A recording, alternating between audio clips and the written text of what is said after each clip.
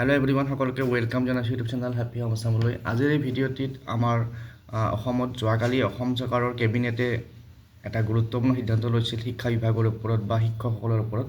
তো সেই সিদ্ধান্তটো কি আছিল সেইটো শ্বেয়াৰ কৰিব বিচাৰিছোঁ। আশা কৰিছোঁ ভিডিঅ'টো সকলোকে চাব আৰু যিসকল নতুনকৈ আহিছে চেনেলটো ছাবস্ক্ৰাইব কৰি ল'ব। যোৱাকালি অসম চৰকাৰৰ কেবিনেটে ভালেকেইটা গুৰুত্বপূৰ্ণ সিদ্ধান্ত লৈছিল। তাৰে ভিতৰত এটা গুৰুত্বপূৰ্ণ সিদ্ধান্ত হৈছিল যে বিদ্যালয় শিক্ষকসকলৰ বাবে বৰ্ধিত আৰ্জিত ছুটি।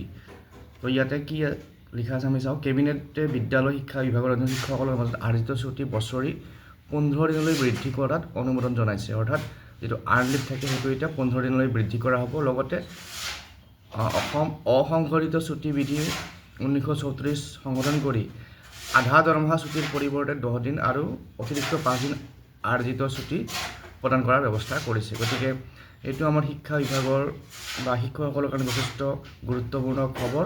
আৰু যিসকলে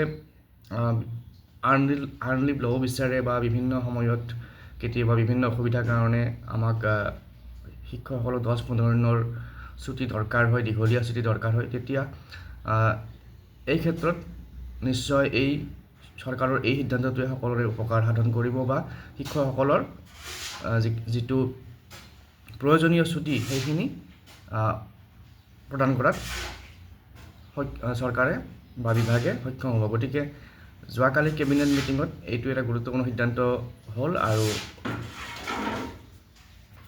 তাৰ লগতে আৰু কিবা সিদ্ধান্ত হৈছে, কিন্তু আমাৰ শিক্ষক সমাজৰ কাৰণে বা শিক্ষা বিভাগৰ কাৰণে এইটো এটা গুৰুত্বপূৰ্ণ সিদ্ধান্ত। গতিকে আজিৰ এই ভিডিঅ'টিত এই আপডেটটো আপোনালোকক জনালোঁ। গতিকে ভিডিঅ'টো শ্বেয়াৰ কৰি দিব আপোনালোকৰ শিক্ষক বন্ধু বান্ধৱীলৈ, যাতে সকলোৱে এই খবৰটো পায় আৰু সেইমতে প্লেন কৰিব পাৰে। গতিকে আজিৰ এই ভিডিঅ'টিত এই আপডেটটো জনালোঁ। Thank U.